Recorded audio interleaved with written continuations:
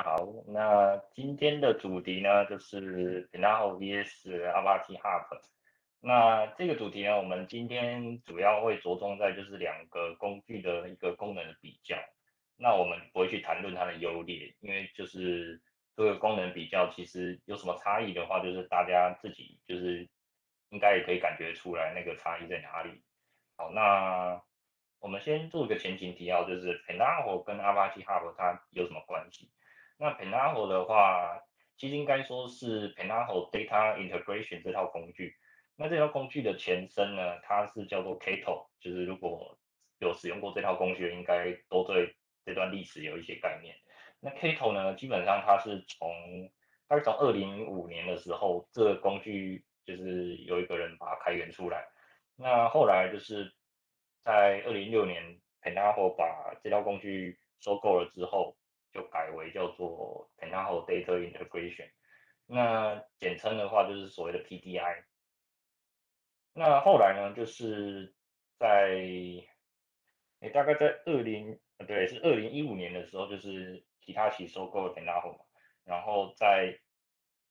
Apache Hub 这个工具呢，是在2019年的时候才开始出现。那它其实就是 fork，就是 open source 的那个 Kato，然后再去做一个再开发。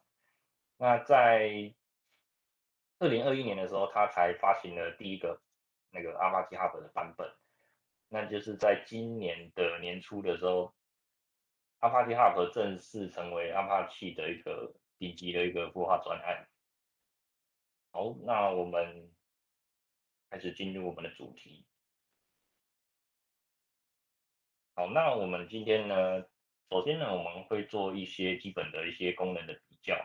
那后面呢，会透过 demo 的方式让大家去比较一下，就是两套工具的一些界面的差异啊，还有他们工具的一些使用上的差异。那后面3个章节呢，我们会针对一些特定的功能来特别去做一个比较说明的部分。那主要会是像专案管理、版本控管这一块，那再来就是我们的 Companion Engine 的部分，那还有一些其他功能，我们后续再做讨论。好，那首先我们针对功能比较的话，我们就是整理了一些，就是 Apache Hub 上面它针对自己就是跟 Kato 做的那个一些术语，还有一些功能的比较。那术语部分的话，其实我们可以看到说，像是 Kato 的部分的话，就是有使用过应该都知道，它的那个 pipeline 名称叫做 transformation。那在 Hub 上面的话，其实它就把它改名叫做所谓的 pipeline。那就是我们在使用 transformation 的时候，我们会使用一个一个的 step 嘛。那个 step 就是它有各种的功能整合在一起。那在 Hub 上面，它把它改名叫做 transform。那在 job 的部分，就是我们所编辑好的各种的，在 K 头上面的话叫做 transformation，我们把它整合成一个比较完整、比较大的一个工作流，那个叫做 job。那在 Hub 上面，它把它改名叫 workflow。那这其实就是一些名称的变化啦，所以其实我们等一下在界面上面看会比较有实际的感觉。那另外就是在 Meta Store 的部分，应该说是 Meta Data 的部分，就是这个部分的话，Kato 跟 Hub 它的一个对 Meta Data 管理方式，这个确实是有比较不一样的地方。那等一下也给大家稍微看一下。好，那在工具上的话，我们原本在 Kato 上面熟悉的 Spoon，那它在 Hub 上面它叫做 Hub GUI。那这个下面这个的话是稍微有一点差异，就是我们以前就是我们如果要跑 transformation 的话，我们会透过 pen 的方式，就是可以执行单支的那个 transformation。然后如果是 job 的话，我们会透过 kitchen。但是在 Hub 上面的话，它全部都整合到一个工具上面，叫做 Hub Run。那么如果要使用远端的一个 Pentaho Server 的话，我们以前会用 Cut 这个工具，那它在 Hub 上面叫做 Hub Server。那主要是这样的一个名称的差异。好，那在 Computing Engine 的部分的话，它一个比较就是 PTI 跟 Hub 比较大的差异是说，就是这个部分的话，在 PTI Enterprise 的部分，它有支援所谓的 Spark Engine，但是在 Hub 部分的话，它就跟你说，我就是直接有支援这个 Spark Engine 的一个运算方式，但它就是透过 bin 的方式去编译它的那个 workflow 的程式，workflow 的脚本。那它也可以整合像是 Flink 或是 Google Cloud 的这个 Data Flow，这个是它算是一个比较特别的地方。那在其他一些功能，就是 Hub 有提出来，就是它跟 Keto 不一样的地方的话，其实我们可以来看一下，就是像第一个的话，这个 Project and Lifecycle Configuration，这个后面的话我们会讲到，它这个确实算是一个比较不一样的功能。那其实这里面我们可以比较拿出来讨论的，其实都是一些小功能啦，就是它在上面比较的，其实没有说真的，就是 Hub 上面的功能有一些比较的地方，像是它最后这个 GUI 的 feature 的话，它这边所谓的 memory 其实就也不是说就是我们好像可以直接针对 GUI 去做什么 memory 调整，其实它这个意思后来也去看了一下，它其实就是说，假设我们在 workflow 上面，我们去调整那个就是图形化的一个大小，就是你重启 GUI 之后，它是可以记忆你的这些调整，但其实这个功能就是其实并没有很值得一提。那主要值得一提的话，就是我们刚提到第一个 Project Life Cycle 这个功能，那我们后面会再跟大家讲解。好，那我们就直接进到说我们的工具的界面的差异。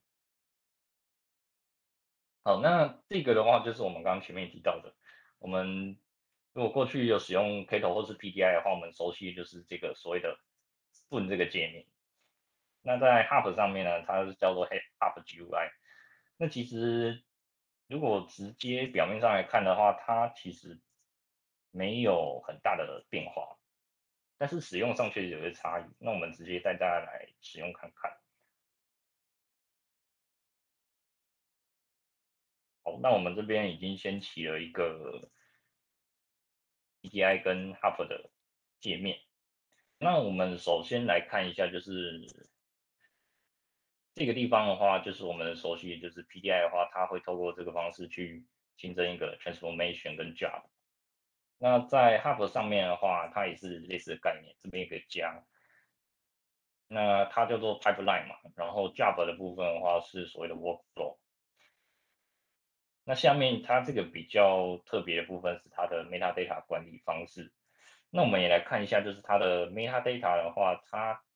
我们在 PDI 跟那个 App 上面它有什么样的差异？那其实，如果有使用过，就是像是远端的，你要透过 Heart，你可能透过 API 去呼叫你的 Job 的时候，你其实应该都会经历过一段，就是你会需要去把你的本机上面的点 k 头的，像是这个 repository time.l，你会把它需要上传到你的远端的 server 上，那你才能够透过 Cart 的 API 去做一个那个脚本的呼叫。那像它这边 Pentaho 的话，它也有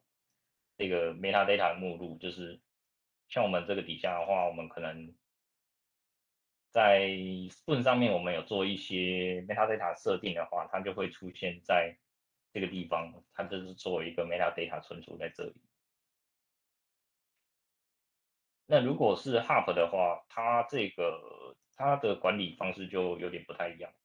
像是我们从这个底下来看，这个 project 的话，就是我们等一下后面会跟各位提到它的一个比较特别的设计。那像是它在这个底下的话，我们还有个 default project，那其实我们这个底下就有所谓的 metadata，那它是把它的整套的 metadata，就是等于是说你可以按照你 project 不同来设定你不一样的那个 metadata。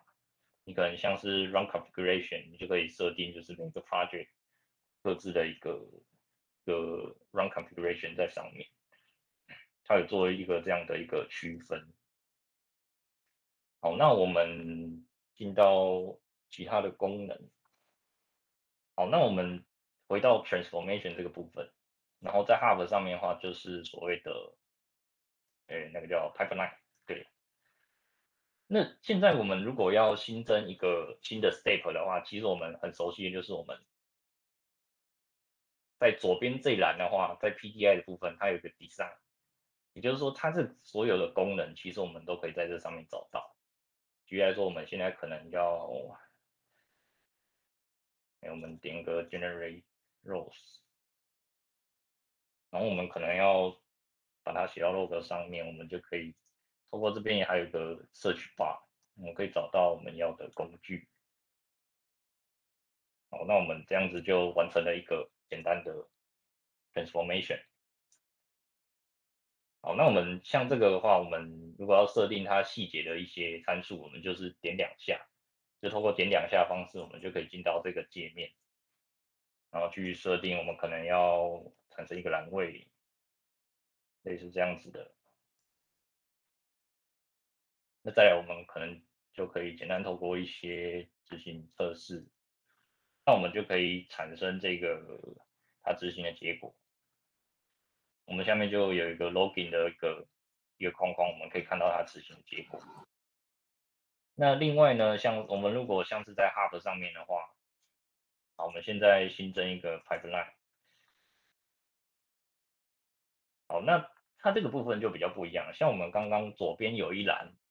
PDI 的话，它是左边有一栏 design 嘛，我们就可以在上面去找到我们的工具。但是它这个的使用方式的话，我们就是直接点它这个白色的一个部分，点下去，它就会直接跳出一个视窗。那其实我们在上面就可以去找我们要的工具。我其实个人比较习惯的话，可能会是像 PDI 那种使用方式，因为其实它把这些功能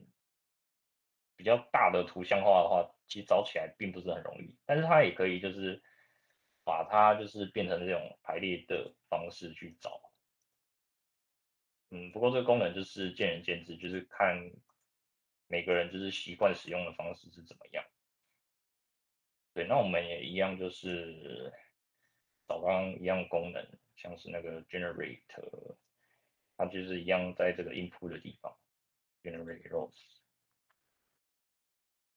好，那我们也创建一个 write to log。像这个找起来的话就，其实图像化太大，就并不是说真的很好找，直接用搜寻的方式也可以搜寻得到。好，那我们就一样产生了这个简单的工具。那它的箭头拉的方式一样也是可以按 Shift，然后再连到另外一个 step 上面。好，那再来就是，如果我们要编辑它的一个参数的话，就跟 PDI 比较不一样。我们变成是我们在点这个 step 的时候，它会跳出一个视窗来，那我们就要再点 edit 这个部分，我们才能够去编辑它的一些参数。那像是它点下去之后，它还有很多功能在这边。那如果是在 PDI 上面的话，我们其实就是可能就是类似透过右键的部分，它会有一些额外的功能。这个是它在界面设计上比较差异的地方。好，那我们也简单的就是写个栏位。好，那它在 configuration 的地方，它就有包含我们一般的单机的，我们 PDI 或者是像 Hub 它去执行的一个情况。那它也可以使用像 Spark，但这个功能其实它的整合性，我们等一下后面可以来看一下它是不是有一个比较理想的情况。那我们先用 local 的方式去测试它，我们先把它存起来。哦，然后它在这个地方要讲一下，就是它这个地方的话，就是大家可以看到它的副档名的话是跟我们原本 PDI 熟悉的不一样。像我们熟悉的可能就是 transformation 的话就是 KTR 嘛，那它像这个 transformation 它就是变成所谓的 pipeline，它叫做 HPL，它的副档名是有差异的。然后如果是 workflow 的话，对 workflow 的话，它就是变成所谓的 HWF，它有副档名有这样一个差异存在。OK，那我们回到这个界面。好，那刚刚我们可以比较说，我们执行了同样的一支，在 PDI 上面叫做 transformation，然后在 Hub 上面叫做 workflow，不对，应该是叫 pipeline。那我们执行完了以后呢，其实各位可以看到，就是它其实在下面的一个资讯的一个 block 里面就有一些差异。就其实，在 login 的部分的话，我们一样可以看到，但是在 PDI 部分的话，它其实就设计了比较多的一个资讯在这边，像是 Matrix 的话，这个功能，它这边的话就只有就是几笔资料的一个 input、output 的这些资讯在这边，但像 PDI 的话，它会有一些像是执行的时间的这样的 bar 的一个功能存在。那 Step Matrix 就跟这个一样。那这个这边也有去找过，就是它是不是没有把所有的功能列上来，但是目前好像是没有找到可以去新增其他的功能，所以在这一块资讯上面的话，它在 Hub 上面是相对比较少的。好，那再来的话，对，我们看一些就是比较差异性的功能，像是在 Hub 上面的话，它其实就有支援所谓的 Neo4j 的一个 ETL 的整合。那其实其他的还有像是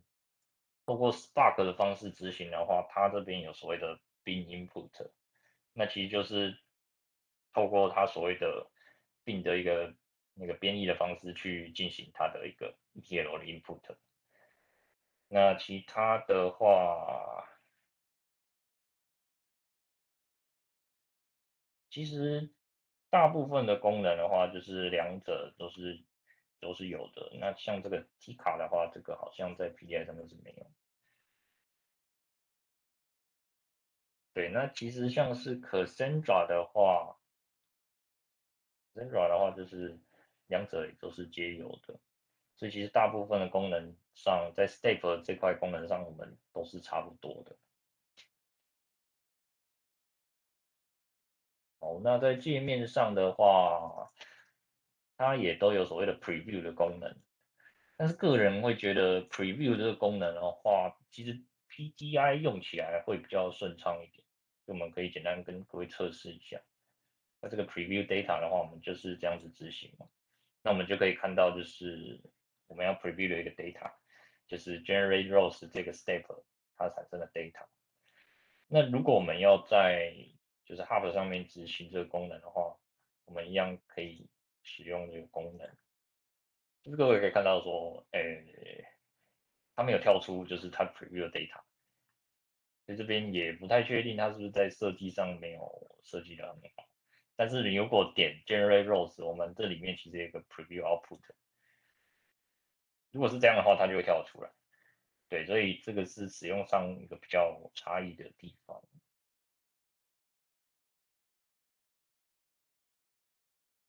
好，那我们再看一下还有没有什么其他的功能啊？对，然后像刚刚提到 metadata 的话，它其实这个蛮有趣的，它就是在这边可以去编辑你的 metadata。举例来说，你可能要设定一个新的 route configuration，那你就在这边去进行设定，可以透过 Spark、Blink，或者是你要透过 local 的方式，或者是你可能用远端的 Hub Server，相关的设定就是在这边做。然后你设定完了，它就会进到我们刚刚像 sample 这个 project 里面的话，它就有个 metadata，它就是存储在这里。等于是说，它其实这样说起来的话，它就是一个可打包的一个 metadata，它就可以直接去做一个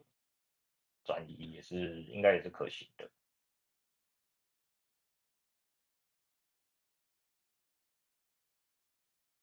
哦，那还有其他像是对，它的档案浏览的话是在这边。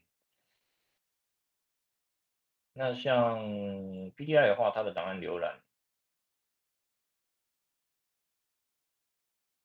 我们可能就是透过 Open File 的方式，直接去把档案开启。那像它这边的话，就可以有一个功能的把在这边，可以直接去打浏览档案。但是刚刚使用，这个其实有发生一点问题啊，它可能在 GUI 的界面不是很稳定，所以现在我们如果要读到一些，就是它目录底下档案的话，反而没办法读到。那它也可以透过开启档案的方式，这个地方就比较没有问题，我们就可以去进到这里面去打开我们要开的档案。哦，另外一个是它 Hub 上面的话，如果要开启文档的话，它是可以直接在这上面开启，这算是一个小变化。那另外的话，它这个功能的话，其实看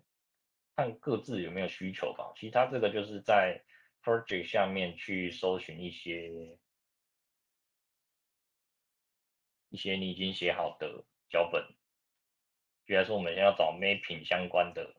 一个脚本好了，那我们可能就可以找到像这个 simple mapping trial 点 HBL，它可以去做这样的搜寻。对，不过一般情况下其实不太会用到这个功能的，就是 ETL project 一般也不会强大到说需要一个一个去搜寻这样子。好，所以这个是它的在功能设计上的一些差异。哦，对，然后还有一个小地方的话，就是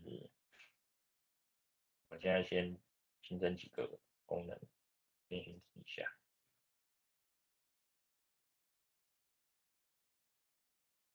好，然后它这上面的话有一个这个小方块，这个功能其实是排版用的。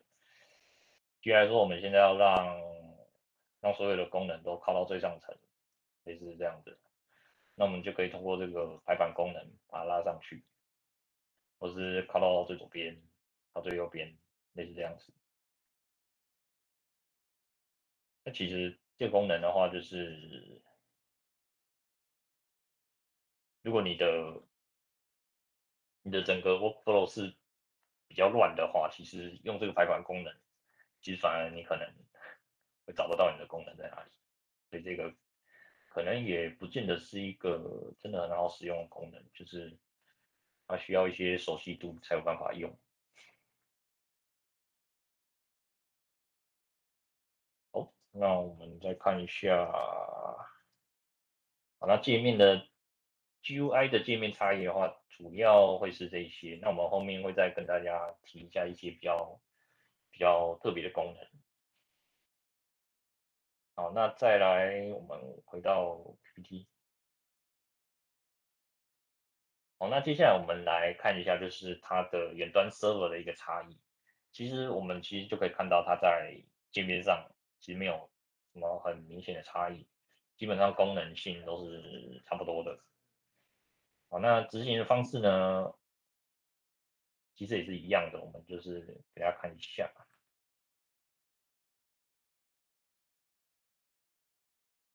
这台的话，它是 Pentahole 的 server，那其实也是一样，我们可以看到说，就是在功能上的话，就是这边有所谓 cut 嘛，然后 kitchen pen 这个是 PDI 功能。那如果是在 Hub 的话，Hub 的话，我们就是它变成所谓的 Hub GUI，就取代所谓的 Spoon。然后 Hub Search 这个功能的话，可能还要研究一下它是什么。Hub Server 的话，其实就是对比刚刚我们 PDI 上面的所谓的 Cut，那我们现在就是要使用 Cut 跟 Hub Server。好，我们现在起一个 Cut 在8085这个 port 上面。那各位可以看到，就是我们现在这个 Cut 的部分我们已经起好，我们就来看一下8085。那预设的密码账号的话就是 cluster 这块是一样的，已经进到了 Cut Server 的一个 UI 界面。那我们同样也把 Hub Server 给起起来。Hub Server 它的执行方式基本上就是一样的，就没有什么特别的地方。不过它有一个比较特别的地方就是它执行看起来是比较快的，它的 Hub Server 是比较快带起来的，它的界面基本上是没有什么太大差异的。对，那功能上的话，我们就差这个，对呀，Pipeline，但这个基本上也不是一个常会去使用的东西，所以基本上它的功能性是差不多的。好，那我们在这一块的对比就到这边，那我们进到下一个部分。好，那我们再来就是看说我们的专案管理跟版本控管的一个功能的部分。好，那在这一块的话，其实这边想拿出来比较，就是在版本控管，哎，不对，应该不是说版本控管，在专案管理上，就是 PDI 跟 Hub 它其实就有一些差异。像是 PDI 的话，我们可能就是各位如果使用过的话，我们可以透过一个 local 或者是远端的一个 repository，然后来就是所有的 user 一起共同管理这个专案的内容。那在 Hub 上面的话，它会透过所谓的 Project 跟 Life Cycle 的功能来使用这个专案管理的一个流程。好，那我们直接进到界面来给大家比较一下。好，那我们首先呢看 PDI 的所谓的 repository 的功能。像我们一般的话，就是我们会去连接，就是所谓的一个 repository，它基本上会是一个 DB。那我们这边使用的 DB 呢，就是那个 Postgres 这个 DB。好，那我们直接来做个连线。那这个 Postgres DB 也是在刚刚那台 Card Server 上，那各位可以看到我们现在已经连上了这个 Postgres Server 上面的一个所谓的 repository。那它的功能基本上我们就可以通过这边有一个 Explore Repository，其实我们就可以在这个上面去管理我们的专案。那只要每个 PDI 的 user，我们可以透过 Spoon 这个工具，我们都去连到同一台远端 server 上面的 repository 的话，其实我们就可以去做一个专案的共同的管理。那这个功能，个人是觉得还蛮好用的。就是那我们来看一下，就是 Hub 的话，它的这块的专案管理功能，它是怎么去进行的。那这个部分的话，它就是以所谓的 project 跟所谓的 environment 去做到所谓的它的 project 跟 life cycle 的部分。那 project 的话，其实刚刚也有看到说我们在目录的话，其实它这个地方，它一个 project 就是等于是一个目录，我们可以去做这个专案的管理。那如果要新增一个新的 project 的话，我们基本上也就是我们去选定我们的一个目录夹，然后 project name 就可以去创建这样的一个新的 project。那 environment 的话，基本上它是可以去做，就是我们一些不同的一个专案的一个阶段的一个功能性，像是我们可能可以做类似，它这边就有 purpose 的一个差异。我们如果是开发的一个环境，或是 testing，或是我们是 production，它可以去做类似这样的功能区分。但是这边实际用起来，就是其实它也没有针对就是这个环境去做一个很好的切割。就是举例来说，现在如果要用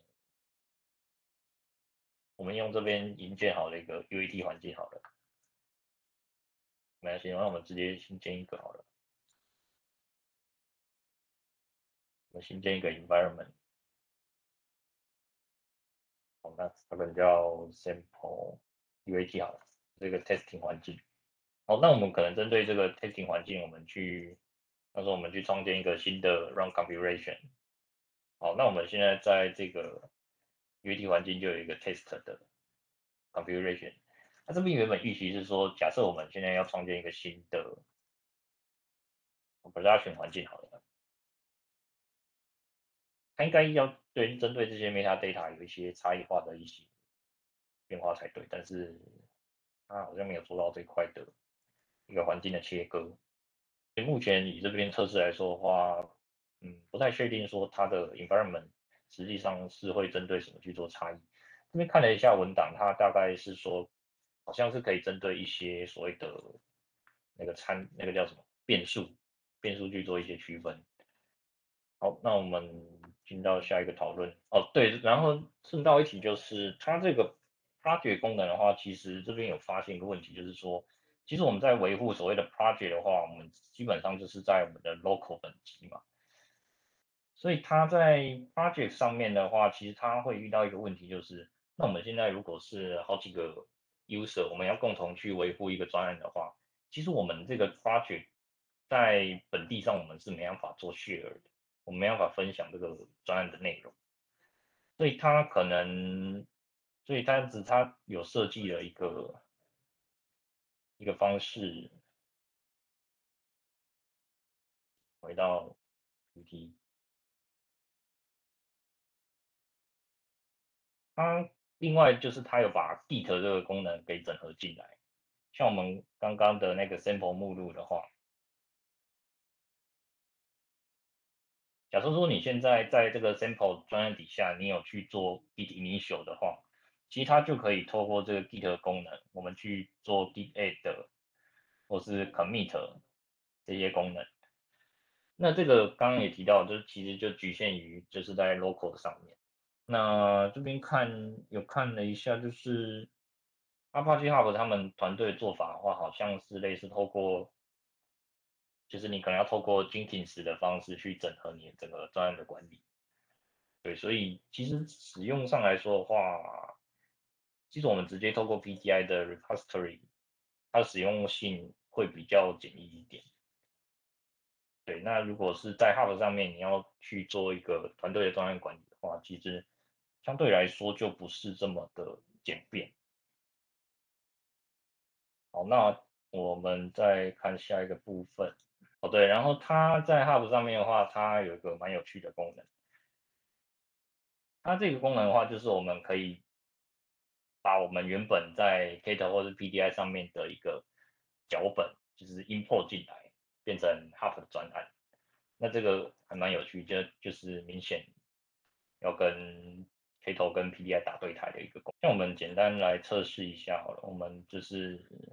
找到一下就是我们的 PDI 的一些脚本，把 import 进来试试看。好像我们这边有一个简单的 demo 的一个内容。好，那它可以 import in existing project，或是我们其实可以直接在这边创建一个目录去存储它的汇入进来的一些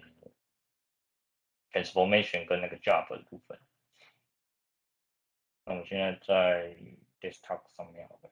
好，那我们在 desktop 上面直接建一个，我们直接就把它汇入到这个目录夹里面。OK，它其实也不需要设定什么。我们可以先看一下我们原本的那个目录里面有一些什么样的脚本在里面。那目前的话，里面就是有这几个嘛，就是 KTR、KJB 有这几个在里面。那我们到桌面上的话，我们刚刚创，那我们预期等一下它就会把它 import 进来。好，它 import 完了。好，那我们回到这个目录，大家可以发现它就把原本的 KTR 给转成所谓的 HPL。那另外的话就是 KJB 的话，它被转成所谓的 HWF。那这个的话，基本上它是一些 metadata 的讯息在这边，那它是有一个这样的功能。好，那我们再回到后面。好，那再来我们来稍微讲一下，就是 computing engine 的部分，就是刚前面也有提到嘛，就是 Hub 它基本上好像有一个很大的一个特色的地方，它把它拿出来，就是所谓的它可以支援 Spark Engine 的部分。那在 PDI 上面的话，它是要 Enterprise 它才能支援。那这个功能我们也帮大家测试了一下，就是它实际上是不是有这么好用，就是给大家看一下。好，那我们也有准备 Spark 的环境。我们 Spark 的环境的话，也是准备在这个 Hub Server 上面。那么简单来看一下现在的那个 Spark。好，这个地方我们起了一个 master 跟一个 worker。好，那我们可以在本地端的网页看到这里。好，就是这台 Hub Server 7077，这个就是它的那个 Spark Master。那里面有一个 worker 在这里。好，那其实我们理想的一个方式是我们能不能透过 Hub Server，就是远端的方式，我们去创建一个，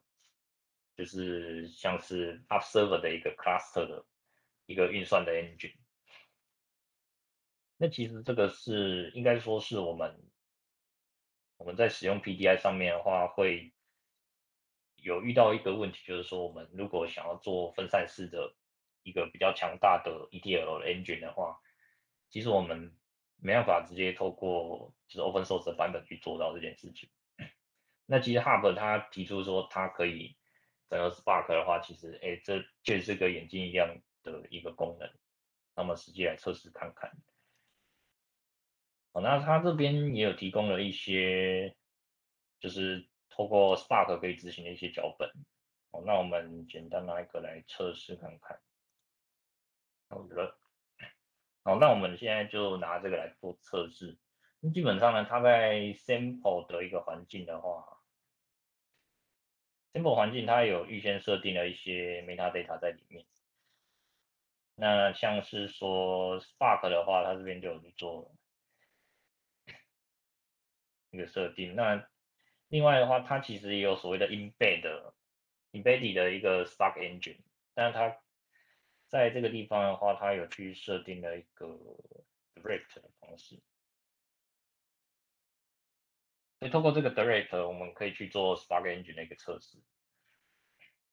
那它这个地方有趣的是说，它其实也不是直接透过 Spark，我们就可以去执行它的那个 App Server 的一个 workflow。一个 pipeline，它其实要透过所谓的 fat jar 这个东西的话，还蛮有趣。它就是我们可以在这边，这个是我们已经拉好的一个 pipeline 嘛。那它这边有个 tool 是它所谓的 generate up fat jar。那我们直接创建看看，创建一个 test。好，那它就需要一些时间。它这个其实就是把我们的 pipeline 的一个那个原本是 XML workflow，它就是把它转换成就是我们所谓的它用 bin 去做编译的一个 Spark engine。我们可以透过 bin 的方式去执行 Spark，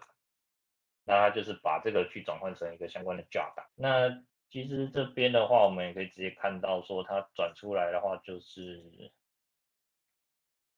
会产生一个像这样的一个 jar 档。那个可以看到说它这个档案其实蛮大的，就是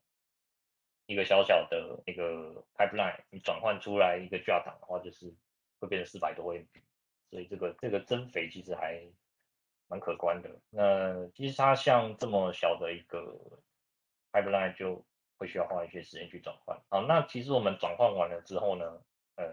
对，这还没办法的 bot，我们要等。其实我们转换完之后呢，我们就是透过在 Spark engine 的那个地方，Spark 的 configuration 那个地方，我们去把这个 fetch jar 带进去，那我们就可以去透过 Spark 的方式去执行我们这个 workflow 或是 pipeline。但是呢，这边就是先提一下，它其实有一个问题，就是说它有个限制，是我们如果要举例来说，我们要透过这个 Hub GUI 去执行这个 Java 的这个 pipeline 的时候，其实我们没办法透过远端的 Spark Master 去执行。它有一个设计上比较奇怪的地方，就他们的那个开发人员也有说，就是他们的 Spark 的话，它必须要在 local 端执行 Spark Submit。也就是说呢，你如果你的 Spark Master 在远端的话，它是没办法去形成所谓的一个 Spark Cluster 的运算。那这其实就是有一个比较吊诡的地方，就是说因为我们会想要在远端的 server 进行分散式的运算，然后我们的开发就在我们 local 端进行，但是它似乎是没办法形成这样的一个架构。所以其实它在 Spark 的整合上就是还有待加强，它这个功能其实没有说真的很适合在我们的生产环境使用。好，那终于讲，那我们现在在执行这个部分的话，就可以带一下刚刚那个角，然后那个可以看到它这边有执行成功，那就是透过就是一个内建的一个 Spark Engine 去执行这个东西。但是我们如果要透过刚提到，就是我们透过远端的 Spark Master 去神秘的一个工作流的时候，其实我们是没办法实现的。这边就因为时间的关系，我们就不做测试这一块，只能跟各位说，在这个测试上面是失败的。就是如果我想要带一个 Hub Server 远端的 Hub Server 上面的 Spark 的话，其实我没办法透过这样远端的方式去 submit 的这个 job。那其实Apache Hub 他们团队有给出一个 workaround 方案，就是我们可以透过所谓的就是远端的 Spark Submit 的方式去执行这个 job。等于是说呢，其实我们这个地方有准备了，就是所谓的 job 档，就刚刚那个 fetch job。那再就是我们这个 JSON 的话是来自于就是原本我们 GI 上面的 metadata。那这个的话就是我们测试用的，就是 pipeline。那它其实是可以透过这样的方式，我们在远端 server 上面透过 Spark Submit 的方式去把它丢到所谓的 Spark Cluster 上面。好，那这样子它就可以送到我们的 Spark 上。但是各位可以想，就是有一个问题，当我们现在呢，我们把这个 job 丢到了 Spark 上面的时候，其实它产生了一个问题，就是它只会出现在 Spark Master 的一个 UI 界面。那可是说，如果我们今天想要去看一些它比较细节的那个 pipeline step 可能问题出在哪里的时候，其实我们是必须要透过所谓的 Hub Server，但是它两者没有把它整合在一起的情况下，就导致说，其实这个功能在我们使用上就不是非常完善，我们就没办法透过 Hub Server 去做一些 troubleshoot 的部分，所以这个是比较可惜的地方。好，那 Spark Engine 的部分的话，我们大概说明到这边。好，那最后呢，我们再跟各位介绍一些就是其他的功能。好，那在这个地方的话，就是其实各位在使用上的话，在过去使用 PDI 应该有想到，就是我能不能有一个自动化排程的功能？那这个功能其实它在 PDI 上面是有的，因为它是企业版的，所以基本上我们今天也没办法跟各位做测试。那这边也查了一下，就是在 Apache Hub 上面，它有没有做这个功能呢？目前看起来是没有的，它没有去做 scheduler 的一个相关，所以这个也是比较可。那再来是 cluster mode 的话部分，像刚刚 Hub 的话，我们跟各位测试，其实它是没有一个内建的 cluster mode，所以我们可能类似我们想要透过 Spark Engine 的方式去组一个 cluster 的话，但是它会有个问题，就是说，就是我们没办法，我们的那个 Hub GUI 一定要跟 Spark Master 在同一台上面 server 执行，但是这就不符合我们可能在团队我们要开发 ETL 的 project 时候的一个实际的情境，就变成是我们每一个人可能都要用各自的 Spark Engine 去做这件事情，那这个其实就不 make sense，就是我们没办法透过共同的一个 engine server 去执行我们的脚本，所以这个功能其实它是还有改进空间。好，那在 PDI 上面的话，其实 PDI 就有所谓的 cut cluster 的功能。那它也有一个限制，就是我们只能在 Spoon 上面去执行 cluster 模式。因为你如果是透过 cut 的话，它虽然它所谓的 cut cluster 是远端的，但是你如果不是在 Spoon 上面执行，举例来说，你可能想要透过 RESTful API 的方式去执行 cut 的脚本的话，其实它是没办法进入所谓的 cluster mode 的。那这个功能其实我们也可以各位看一下，其实在 PDI 上面的话，我们这边就可以去做相关的设定。像它这边有个 Cattle Cluster Schema，